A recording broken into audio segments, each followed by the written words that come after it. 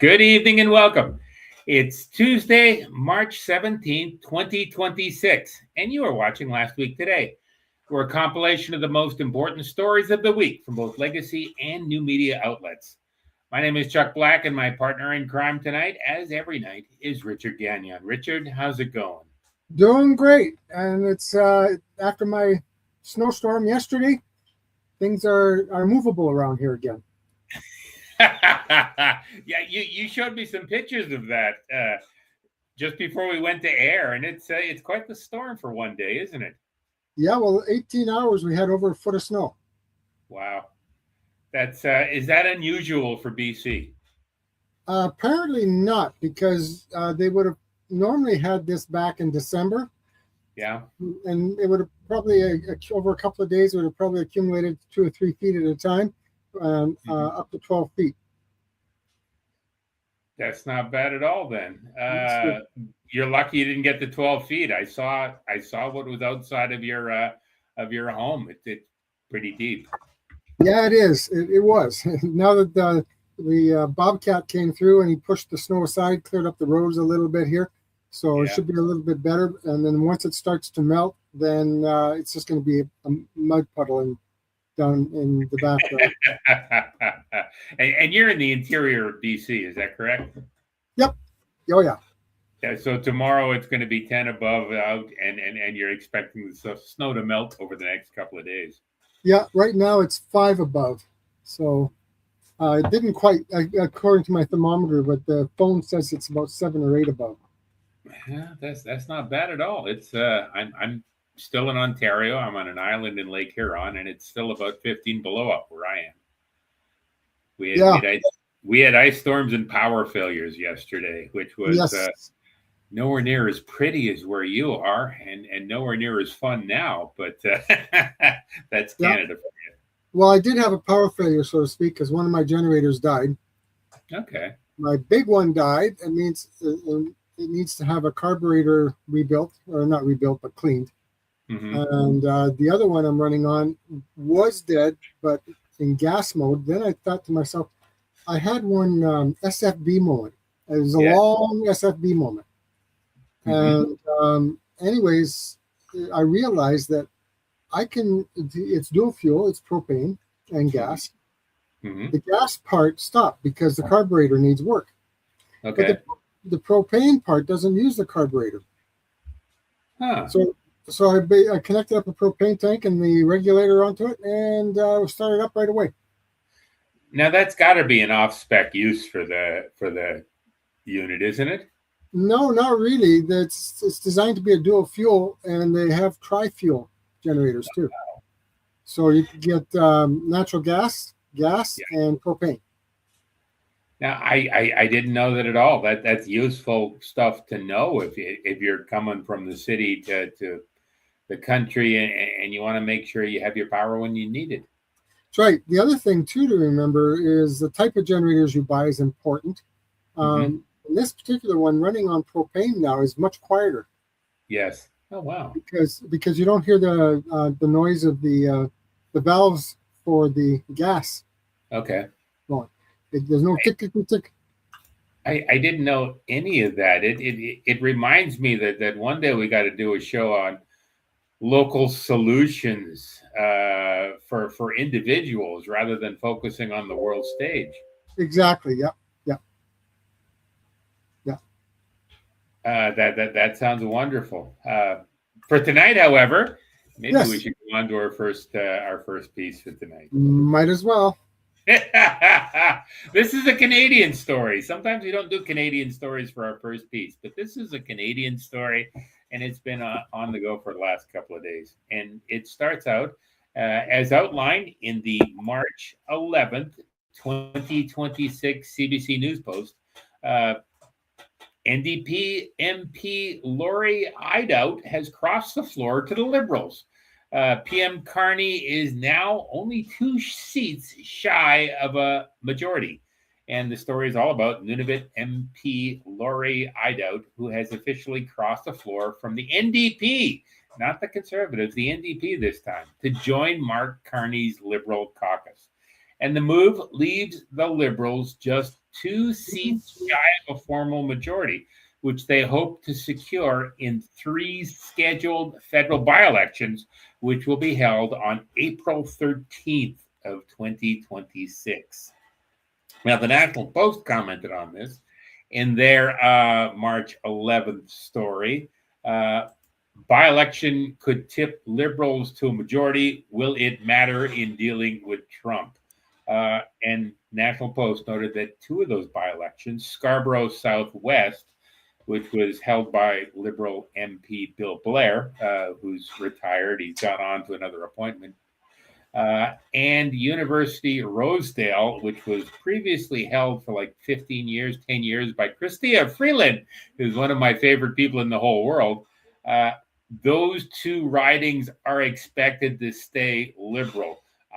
I would argue that in University Rosedale, where I used to live, you could run a brick in Chrystia Freeland's old seat, and that would still win the Liberal nomination, and it would still win the election. The Liberals have been set there almost forever. Now, the defection has sparked a firestorm of criticism from the NDP and the Conservatives, who are accusing Carney of backroom deals to bypass the electorate. And I think there's much to be said for this. There's a lot of rumor and innuendos about what Lori Idout is going to get because she crossed the floor, particularly at this critical time. She's not a usual floor crosser. She may have given the Liberal Party a majority government, which means they don't have to listen to anybody over the next 3 or 4 years. Public sentiment in this issue is kind of divided. While Carney's approval rating remains high, at least according to the formal pollsters, a recent Ipsos poll showed that 70% of Canadians believe floor crossing should trigger an immediate by-elections, especially over the last couple of months. There have been 4 people change parties over the last couple of months, 3 Conservatives and 1 Liberal. Carney's obviously hunting down people who want a deal, maybe for the riding, maybe for themselves, but he's obviously offering up a lot of money. It's something that's not necessarily been seen before. But as for former NDPer Lori Idout, she thinks she did the right thing. And as outlined in the March 16th CBC post under the title, "Here's how Lori Rideout's Nunavut," my apologies, I had a partial power failure in the house. We will continue on. Anyway, we're talking about Lori Idout and her comments in the March 16th, 2026 CBC post on "Here's how Lori Idout's Nunavut constituents feel about her joining the Liberals." According to the CBC, Idout thinks that crossing the floor to the Liberals is exactly what's going to get her heard in Parliament.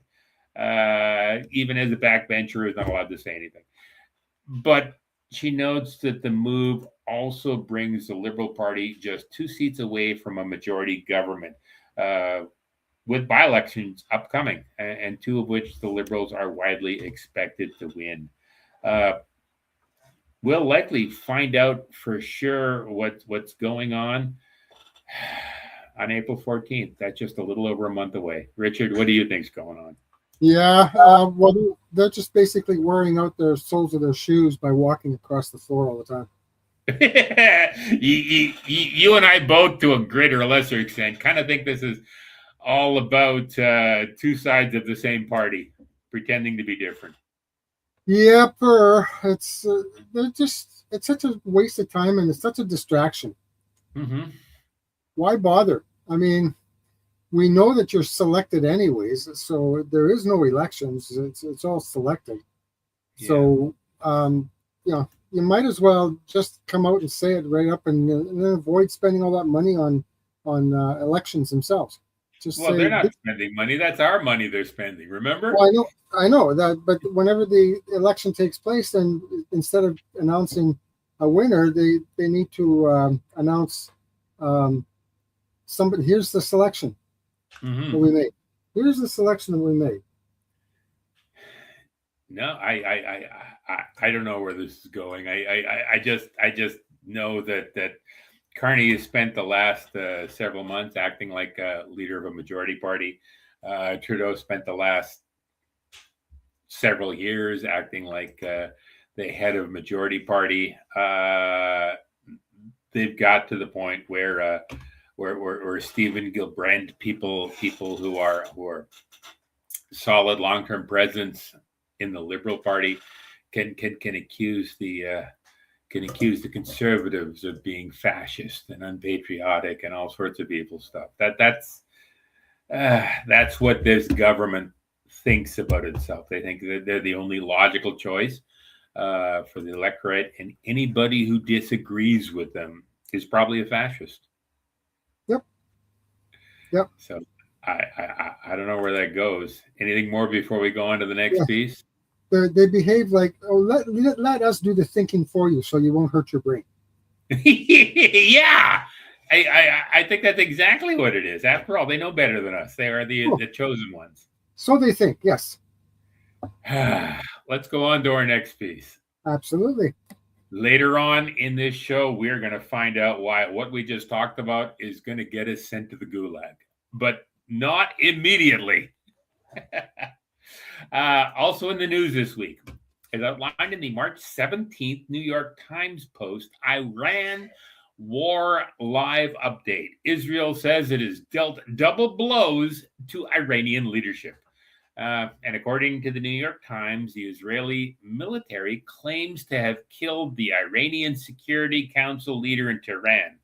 And they're sure that it will be a blow to Tehran, although that doesn't really seem to have made any difference any of the previous times when that has happened. And doesn't even seem to have made a difference when rumors surfaced about Benjamin Netanyahu being killed earlier last week. But we won't even go into that because that'll get us in trouble too. In other news, U.S. and Israeli forces are continuing large-scale strikes on Iran, prompting large-scale Iranian retaliatory attacks on cargo ships, primarily in the Straits of Hormuz, using projectiles, mine threats, and drones as well. Now, the Strait of Hormuz is a vital choke point, handling 20% of the world's global oil, and it saw sharply reduced shipping, triggering oil price surges and inflation fears worldwide. The U.S. struck Iranian vehicles in response.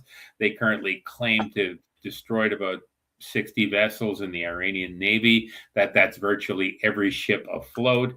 But for all it's worth, they're still afraid to go through the Straits of Hormuz.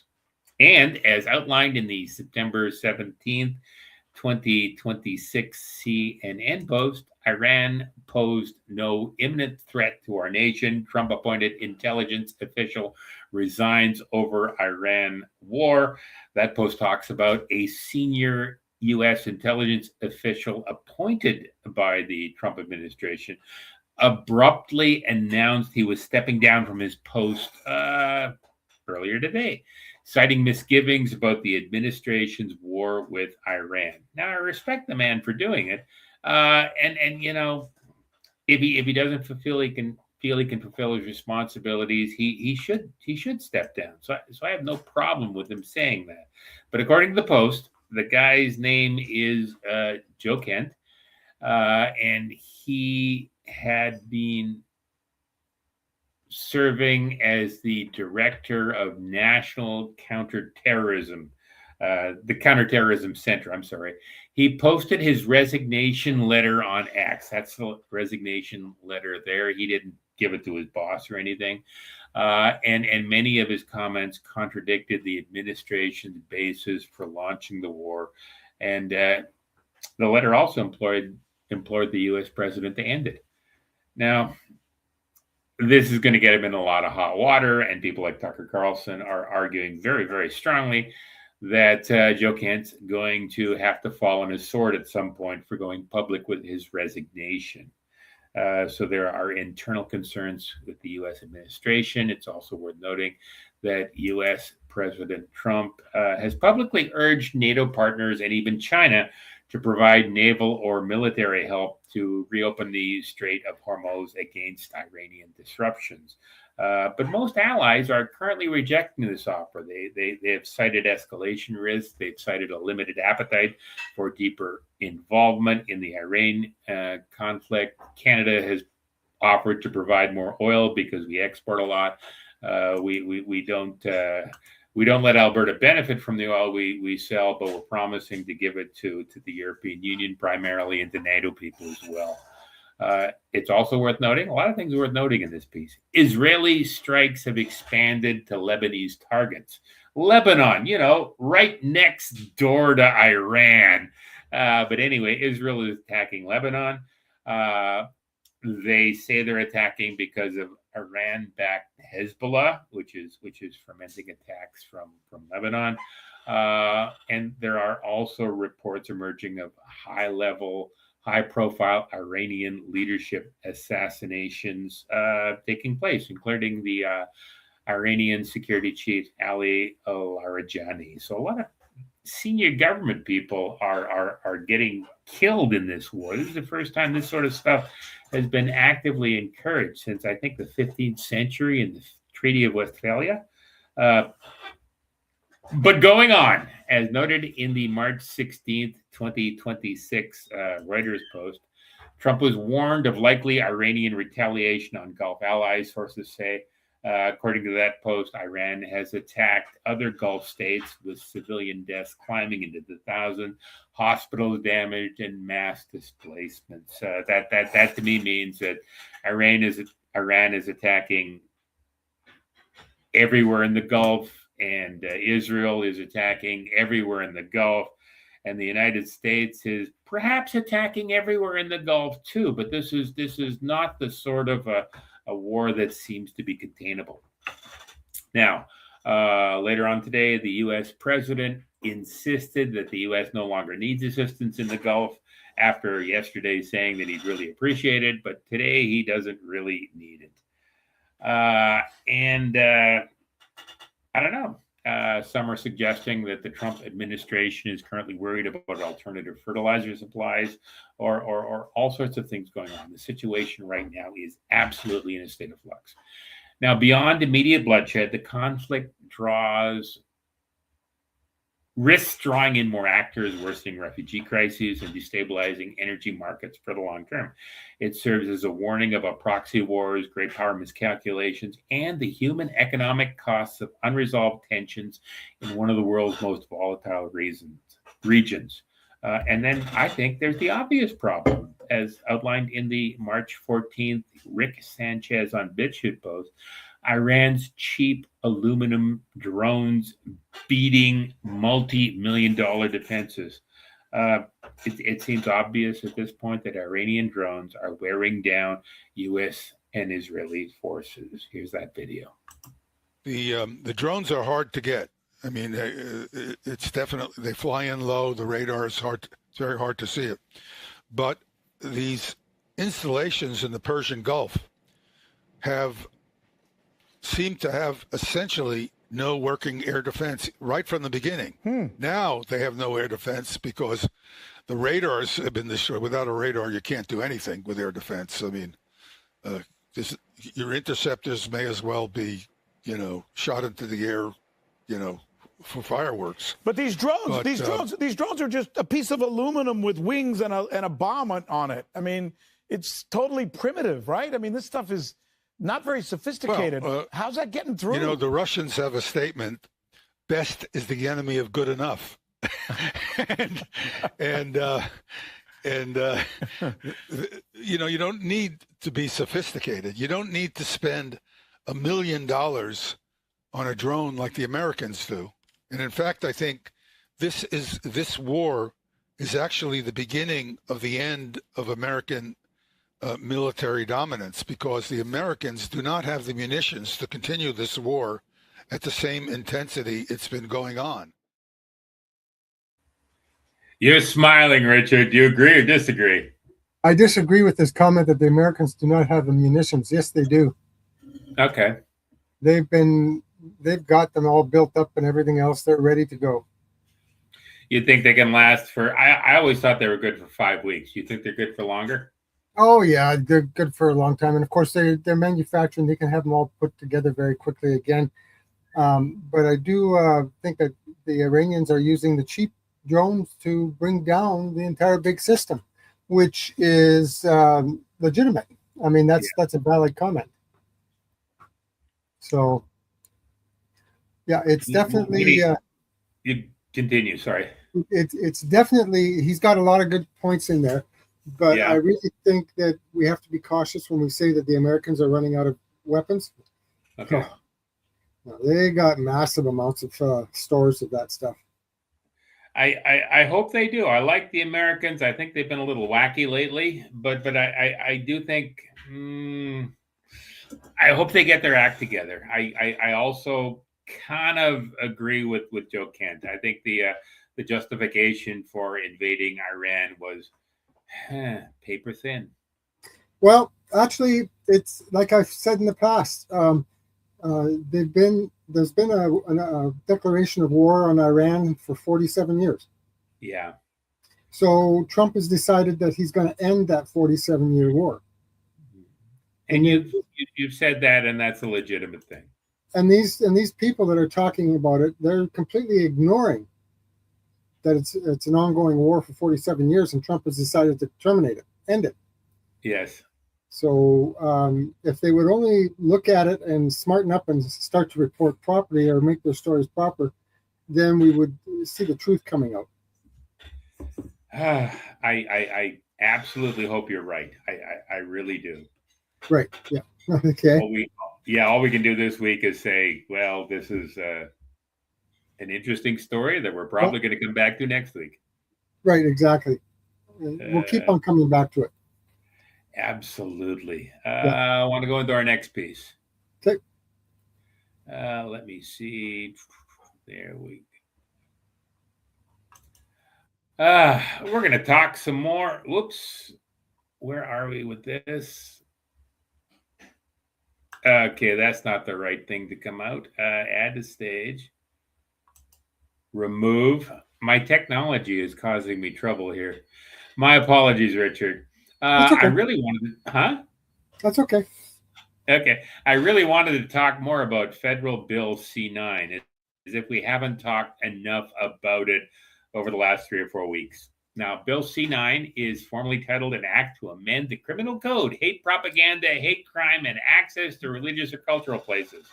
Unlike what I thought was going to happen last week, it hasn't passed Parliament yet, to the surprise of many, including me.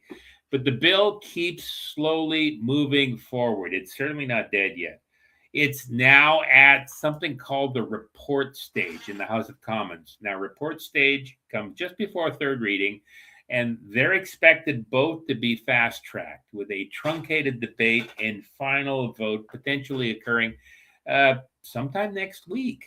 Just like last week, we were going to do it sometime next week. It's still sometime next week, only we're a week slower than we thought we'd be.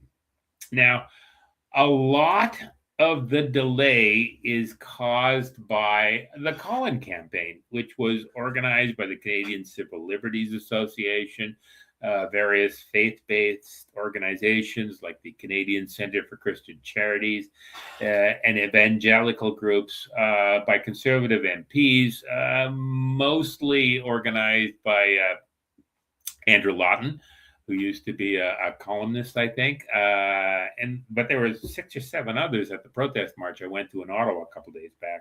And a lot of free speech advocates, people like Bruce Party, are also involved. And between the groups, they've managed to lob in, I think it was like 150,000 different phone calls to parliamentarians on Parliament Hill. Everybody who wanted to contribute was given a phone number to the offices and an email list they could send things out to. And they were given a list of things they should ask their parliamentarians. And because the parliamentarians mostly spent all their time answering phones, the bills didn't get passed. But time is running out. And if the bill passes third reading, and to be fair, that's quite likely, It will move to the Senate, which honestly never rejects a bill from Parliament. The idea that the bill may be changed or modified is pretty delusional. Now, we discussed this bill, including the backroom deal between the Liberals and the Bloc Québécois, and the removal of the good faith religious defense from the Canadian Criminal Code, and the hate speech provisions in Bill C9. And we discussed all of these in our March 11th, last week, 2026, last week today segment on no religious exemptions for Canada's hate speech laws. But since we published that piece, there have been two interesting developments. The first is the March 13th TMT Newswire post. Under the title Technology Entrepreneur Yannick Guillemert calls for reducing barriers to innovation as Canada debates Bill C9. Now, this article notes a new report from Quebec technology entrepreneur Yannick Guillemert. I hope I pronounced that correctly. Anyway, Guillemert argues that while combating general hatred and intimidation must remain a legitimate part of state activities, it should not serve as a pretext for adding new layers of regulatory uncertainty in an already fragile economy. Now, Guillemert's report argues that Bill C9 is chock full of confusion and new regulatory uncertainty, and he is arguing that this thing should be dumped, and particularly since we noted last week that the Bloc Québécois was very much in favor of this. Guillemert is a funder of political parties in Quebec. Maybe that means that the Liberal Party and the Bloc will back off of this legislation, or at least try and make it a little more comfortable. I also note something that particularly scares me. This is the appointment of Bernie Farber. He is a Canadian writer, commentator. He is former chief executive officer of the Canadian Jewish Congress, and he also served as the chair of the Canadian Anti-Hate Network from 2018, when I think it was founded, until 2023. He is a key player in the Canadian Anti-Hate Network, which frankly hates everyone who's not to the left of the Liberal Party. He is called people who refuse to get their vaccine 5 years ago. He's called them purveyors of hate. He has called Conservative Party members purveyors of hate, and he is not a very good man. Even worse, he was recently appointed to a federal advisory group on online safety and harmful content. He will be advising on the implementation of Bill C9. And this is according to the March 16th CNW Group press release on Government of Canada reconvenes the expert advisory group on online safety. Now, with Farber in a lead position in the advisory group advising on Bill C9, online safety, online harmful content, you just got to know that the federal government is on board with the Canadian Anti-Hate Network propaganda. Well, they better be. Yeah, well, they hired him. They're funding the anti-hate group. They're funding anti-hate. I find anti-hate is even worse than Cult Montreal, which is also funded by the government. Right. But Farber is also Jewish. And it's worth noting something else I didn't know a week ago. Bill C9 is actively endorsed by 5 major Jewish groups, including the Center for Israeli and Jewish Affairs, the B'nai B'rith Canada, the Friends of Simon Wiesenthal Center, the Alliance of Canadians Combating Anti-Semitism, the Canadian Women Against Anti-Semitism, and the Canadian Jewish Law Association. All these groups have issued joint statements like this one, strongly endorsing the bill's core provisions. Now, these groups argue that it addresses real ongoing intimidation and violence, and that Jewish families face this ongoing intimidation and violence, and they face it weekly when accessing places of worship, schools, or community programs. And 3 Toronto area synagogues were shot at last week. So I'm not sure how to reconcile this, but I think there's a lot of stuff still needing to come out in the Bill C9 debate before we understand what's actually going on. Richard? Yep. The anti-hate group, I've been watching them for quite a few years. And when I first heard about them, I thought, anti-hate, well, that's probably a good thing. So I went and looked at it. I said, wait a minute. You guys are promoting hate. Yeah. They're talking about how everybody else is bad. That's right. Yeah, and they're promoting hate. And I'm sitting there, no, this is not right. So Facebook, ban those guys. You banned me for putting some videos up there, which you claim to be promoting human trafficking, which is a lie. But you're opposed to human trafficking. I'm opposed to it, yes. And of course, anti-hate is promoting hate. So what are you going to do about it, Facebook? You're going to ban their pages too? No, because they're government funded. Yeah, no, I understand. The government, the Liberal government has been open and above boards in saying this bill is going to fuck up all the religions, except for the Jews. Yep, except for the Jews. That's the only ones that they're not allowed to mess around with. Yeah, and I don't quite understand that. I would suggest that the problem the U.S. president has in that his largest funder, somebody who contributed, I think it was like 20% of the campaign funding to his 2024 presidential election. She is the wife of a prominent American Jewish businessman who has gone out of his way to fund that sort of activism. I would say whatever's happening in the United States is happening to a lesser extent in Canada. Yep. And we have to guard against it. Exactly. Yeah. So people, wake up, smell the roses. Let me go back. There we go.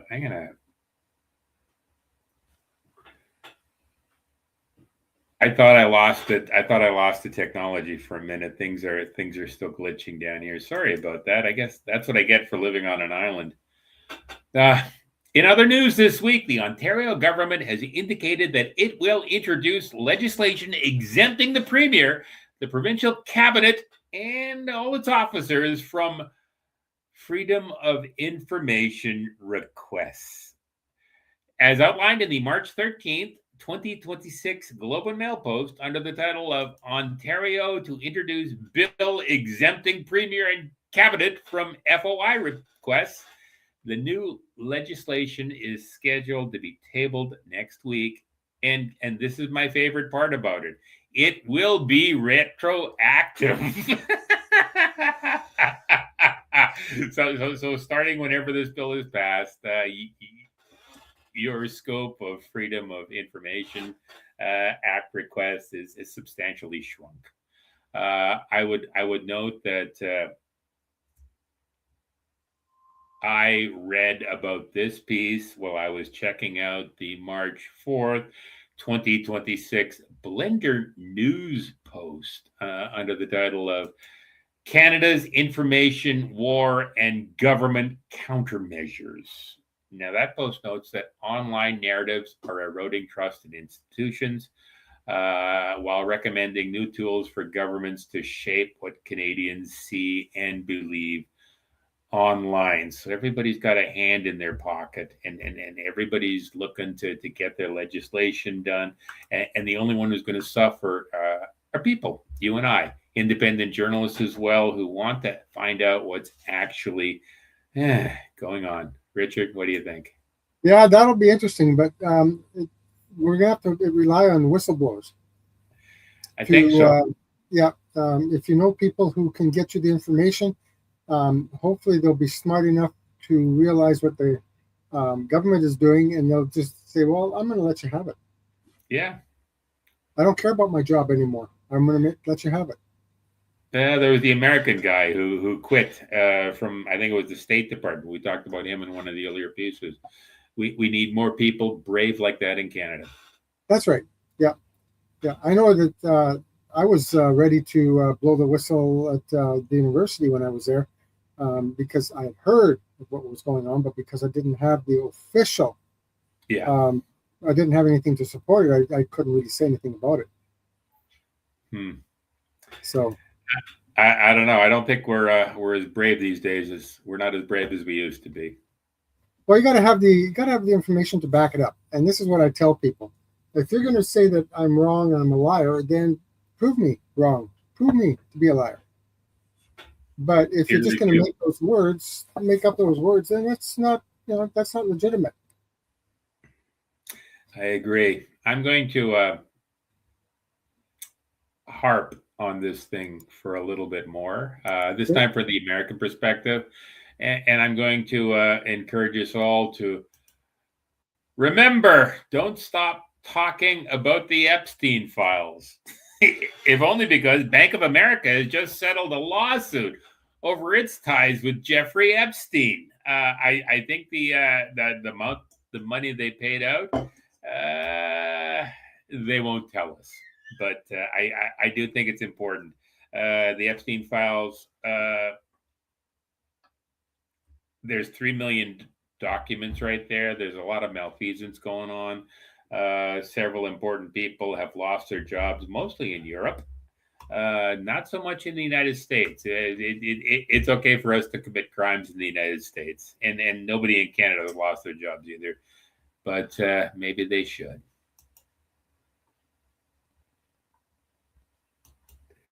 Dead silence, nodding your head. Do you agree? I agree with you.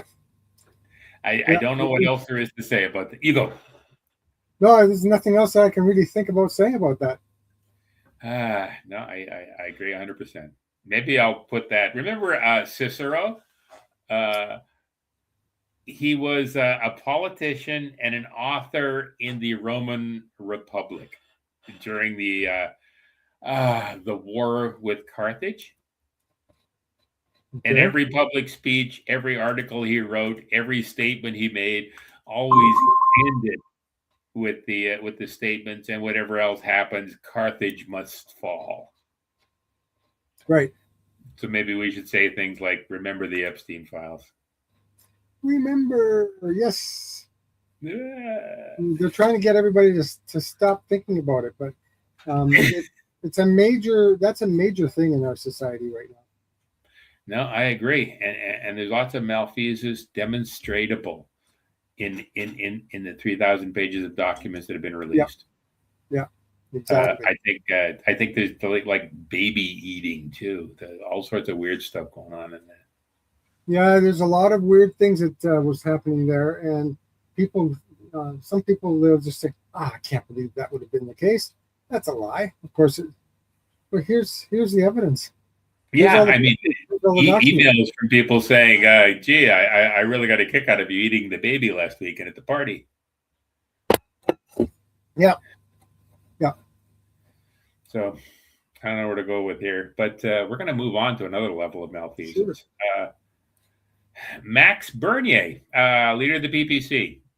I like the guy. I don't think he seems to be electable anywhere, but I like the guy. I think he says good things. He is beginning to run a new political ad. And as outlined in the ad, an Indigenous man just received a reduced sentence because of his race. And according to court documents, Bernie doesn't like it. and here is his story about what's going on.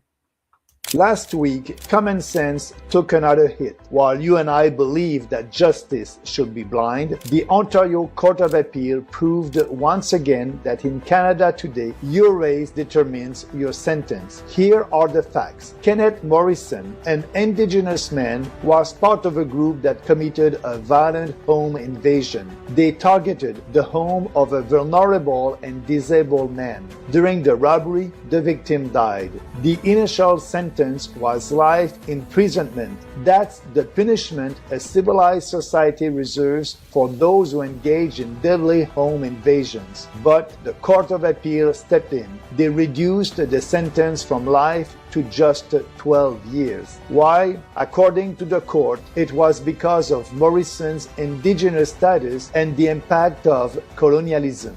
This is not justice. This is official discrimination. Section 718.2E of our criminal code creates a two-tiered justice system where sentences can be based on the offender's race rather than the severity of the crime. It tells Canadians that we are not equal under the law. It undermines criminal personal responsibility. It tells victims that their lives matter less than the ethnic background of their attacker. This is the result of the woke ideology that has infiltrated every level of our judiciary. It's the same ideology that separates Canadians by race and tells us that some are more oppressed than others. I believe in equality for every individual, regardless of their background. That means equal punishment for equal crimes. Do the crime, do the time. It means standing with the victims, not making excuses for violent criminals. We need to fight back against this injustice. We need to defend the principles of equal treatment and the rule of law and abolish Section 718.2E of our criminal code.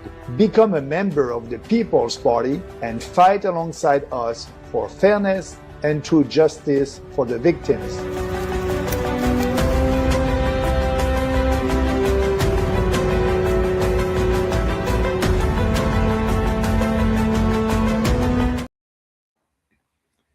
What do you think? Absolutely. Well, he's on the right track. But there's, of course, I'm a common law man, so none of these laws that they keep coming up with don't apply to man. They only apply to slaves. Yeah, but you know my theory about what the government has attempted to do over the last 30 years, right?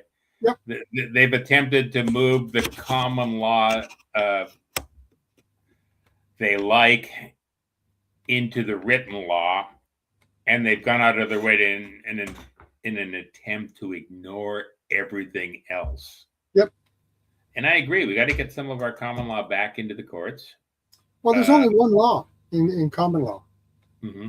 There's only one law. Think of it.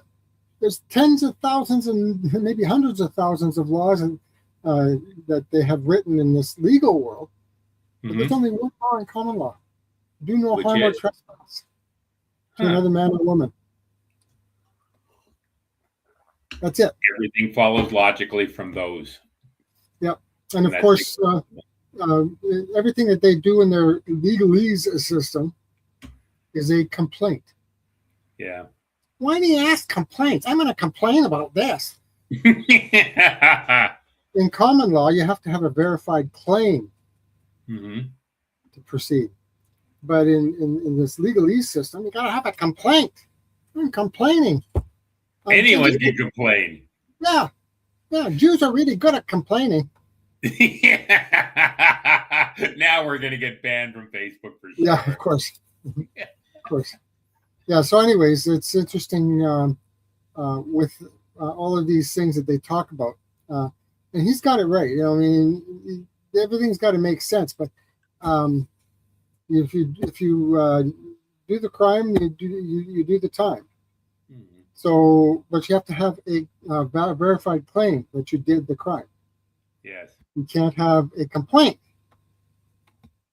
So, anyways, Think about it, people. Think about it. It does concern me. It does concern me. So much of what we're talking about tonight has to do with the courts and freedom of expression. Yep. And those are the two things that must fall if we're going to become like the Chinese Communist Party. Yes. So yes. I don't know where we go from here, but so much of what's happening now reminds me of what happened to people I know when I was in Hong Kong in the early 2000s. The Communist Party moved the legal system away from a system which decided on principles and moved it to a system that judged whether or not policies were followed. Right. And we've noticed that at the ostrich farm. We've noticed that in a lot of other places as well. As long as the policies are followed, the government can do essentially anything it wants. Yep. And who writes the policies? Yeah, not us, the government bureaucrats. Dumbass idiots who want to control everybody's life. Yeah. Your way of saying it's better. Yeah, they claim that they've got the better way, but they can't prove it. Yes. No, I agree with that 100%. I don't know where we should go.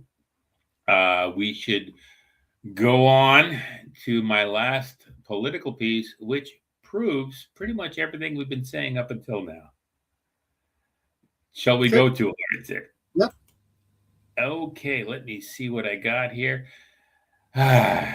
This came down the wire just an hour or so ago, and it's was written up in the March 17th, 2026 CBC News Post under the title, Federal Government Appeals Emergency Act Use During Convoy Protest to Supreme Court. And that story notes that the federal government is bringing its case to justify use of the Emergencies Act to Canada's Supreme Court, if the Supreme Court will take it. Now, the federal government lost both previous court cases when lower courts ruled that the imposition of the Emergencies Act by the federal government in February 2022 was both unreasonable and unlawful. But the federal government isn't quite done yet. They have one more place to appeal. And according to the CBC story, our government remains committed to ensuring it has the tools needed to protect the safety and security of Canadians in the face of threats to public order and national security. And this is a quote from a spokesperson for Justice Minister Sean Fraser. And it was sent out in an email. Nobody even wanted to have a proper press conference to explain what they're going to waste our taxpayers' money on. But on the other hand, Richard, I kind of think this is going to be the big one. They can't appeal it past the Supreme Court. Yep. I mean, that statement is stupid. Stupid. Yeah, it is. It's a platitude. These idiots who are creating those things, they mustn't have any brains. Their brains are gone. They must have taken too many shots of the vaccines.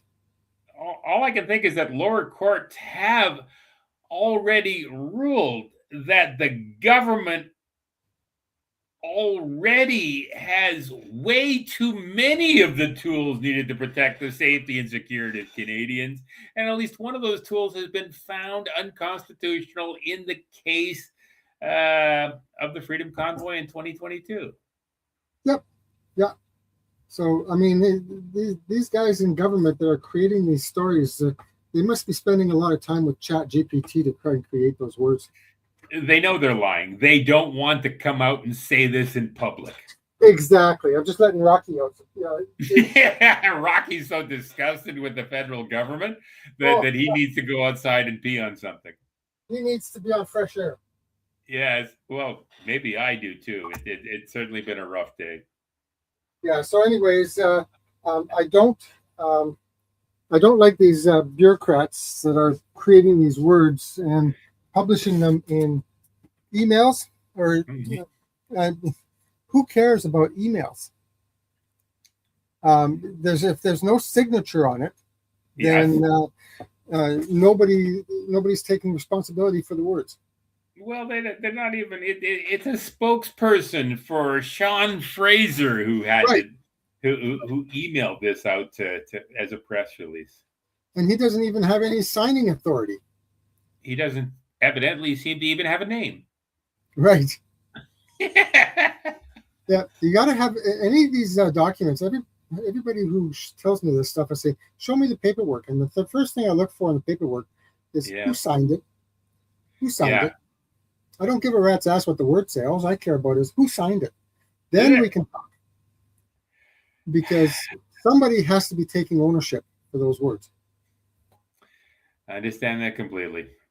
I also understand you promised many times in the past that at some point we'll understand what's going on and we'll revolt against the malfeasance rulers. Yep. Do you think that? What? It will happen. We'll be able to go after them. You promised me it would happen before now. What's your current prediction on when it'll happen? Oh, everything's being changed on the schedule because of the fact that there's too much happening. Just way too much happening in the world. Yes. And of course, whenever, this is what these bureaucrats are really good at. They're good at changing the direction of everything. Because you look at what Trump's been doing, he's still focused on his one track. Yes. He's still focused. But all of these other idiot bureaucrats and democrats, and they're all trying to stop him. I do agree that what we see in public-facing news accounts, public-facing PR, may not reflect the actual situation inside the White House, inside the West Block, that sort of stuff. And we spend more time guessing what's going on. Exactly. Yeah. We're sort of in limbo all the time. Yeah. Yeah. So, well, we'll be back in a couple of days to try and get out of limbo, but maybe we're not out of limbo tonight. We'll see. Shall we wind up? We have one more piece to go, I believe. Probably mine, right? Mongo Minds on BitChute post, Saline, the Vax versus Real Vax. Yeah. Let's take a look at this. Here we go. Good. There has never been a single vaccine that has ever helped anybody. And most of them, just so you know, a lot of them there's a lot of saline in a lot of this stuff. So like what they do is they put some saline in this one so that like somebody gets it and they're like, oh, well, I didn't have a reaction. Then they give the other person the real one. And then they're the person who now has all the health issues. So the other person goes, well, I took it and nothing happened. Yeah, because they gave you the saline shot. Meanwhile, the other person who got the real one is dead. And that's what was happening during the pandemic. You had some people who took the shot and they were no longer with us anymore. And then you had other people who took the shot and they're just living their life. Because obviously they're not going to roll out every single thing in every single one, because when every person starts dropping, people would freak out, right? People would start freaking out. Now they have woken up. Many people have woken up to the illusion of vaccines because of the pandemic. So I will say I'm thankful for that. Many people have woken up from that, and it's absolutely, absolutely amazing. And I think that will only continue. And like I said, the book, The Poison Needle, the book, Murder by Injection, the book, Vaccination is a Crime, the book, The Peanut Allergy Epidemic. I mean, I could go on and on. We had surveyed 2 years ago in the public, would you be willing to take gene or cell therapy and inject it into your body? We would have probably had a 95% refusal rate. I think this pandemic has also opened many people's eyes to innovation in the way that was maybe not possible before. Wow. Yeah. Well, I've known that they've been doing that. Saline, they use a saline solution. Okay. And of course, that's how come some people walked away with the injections of saline, because it doesn't harm you. Yeah. Your body needs the saline anyways. And but yet with these vax, the things with the poisons in them, Mm-hmm. some people died immediately, Yeah. and other people didn't die for days afterwards, or weeks afterwards. It was So, just because of the saline solution. yeah, or else they got really sick, and they're still really sick, and they're calling it long COVID. Now that's still a big thing. They're talking about that a lot still. They are. I don't think they're quite as brave talking about it as they used to. No. I would argue that the consensus of science is that the mRNA vaccines were an absolute catastrophe all around the world, everywhere except in Canada. And I think that'll change over the next few months. Yeah, well, it frustrates me. And I think it turns out that a lot of the people who died were prominent people, or they were in the news or something to that effect. There were a lot, yes. Yeah, and they wanted to be taken. They had to take them out because they were causing too many problems. So they were probably trying to take me out, but I refused to take any of their poisons. So I don't do drugs. Remember that. I don't do drugs. I attribute my my ongoing survival to not taking the vaccine. Yep. Same here, because I was probably targeted. Probably had one right there on my forehead. I don't think I'm targeted. I just think that a certain percentage of us were supposed to die, and just I don't think I was good enough to be targeted. Maybe you were. Maybe you did some pretty impressive things when you during COVID. Well, I was out there in the rallies without the mask and without the vaccine, and of course the restaurants were all upset about us doing our own restaurants on the street in front of their stores. We did our own picnics because they wouldn't let us in. Oh dear. Our money wasn't good enough because we weren't vaxxed and we weren't wearing a mask. Yeah, I understand that happening too. Hopefully. Yep. I don't know. 5 years is up. Maybe we're going back into another one of those things. I've heard stories saying that the war in Iran is setting us up for this sort of censorship and lockdowns that last happened during COVID. Yep. Oh yeah, they're trying to do that too, of course. Yeah. And of course that's not going to happen. People are becoming more wise, and they're saying, "Screw you! I'm going to do what I want to do." Yeah. And too many small businessmen too many small businesses were decimated and went bankrupt over the last during COVID. Just is a disaster. Yeah. Anyway, I have a tiny problem. The left side of the house is operating off battery, as is my laptop. So I'm gonna. Can we wind up quick, Richard? What are your plans for the next couple of days? Just a real quick one here. I'm reading a picture here. It says Executive Order 6102. Do you remember what that is? No. What is that? 1933, FDR issued Executive Order 6102, making it illegal for U.S. citizens to own gold coins or bullion. Oh, God, I do remember that now. Yeah, 1933. Anyways, I was just looking at the picture here, and I thought this is something that's warrants to be fair, that a lot of people argue that may happen again. They're going to try it, but they won't work. It will not work. Anyways, yeah, that's what am I doing? Okay, so what are you doing over the next few days? Okay, tomorrow I'm taking the day off. I'm going to travel along and check out the road here that's they supposedly plowed, and go pick up a few groceries. So I don't think we're going to get any more snow, but I'll just make sure I got enough groceries here. And now that I'm running more propane, I don't have to buy the gas as much. And propane, I think, is cheaper than gas. Mm-hmm.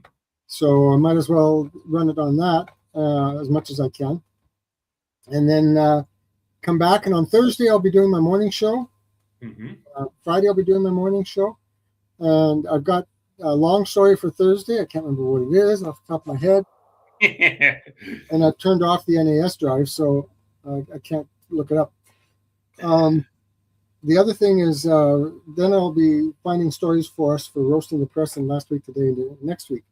Yeah. Yeah. So we can guarantee you will have stuff on air at the channels scrolling across the bottom for Thursday, Friday, 7:30 a.m. Pacific time. We can't guarantee the time because if batteries aren't working or something, then I can't do the show at that time. But yeah, we can. You can say that I will be doing the show on those days. Fair enough. We will be back together on Sunday for another edition of Roasting the Press, where we will talk about propaganda. We talked about propaganda tonight. It's interesting how propaganda is becoming a center stage in political discussions these days.